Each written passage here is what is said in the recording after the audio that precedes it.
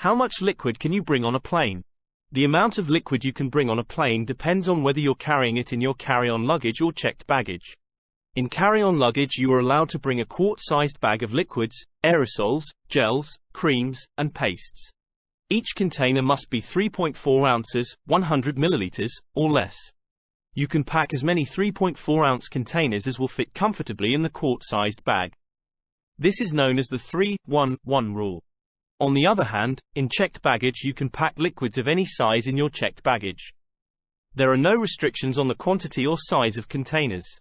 However, there may be weight restrictions for your checked baggage, so be sure to check with your airline. Remember, these are just general guidelines. It's always best to check with your airline or the relevant authorities for the latest and most accurate information before your flight. That's it for now, guys.